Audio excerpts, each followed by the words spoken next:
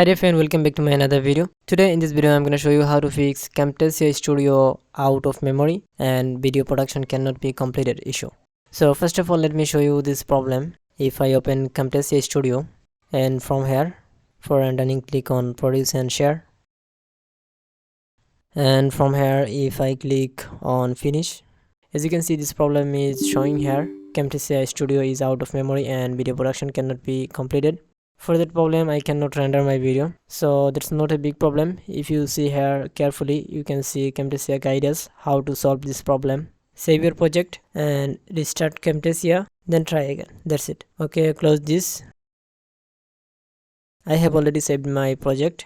If you are not saved, then click on Ctrl S. So I'm gonna close my Camtasia and reopen it.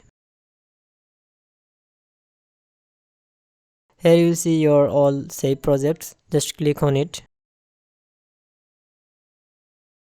Now if I want to render it, produce and share,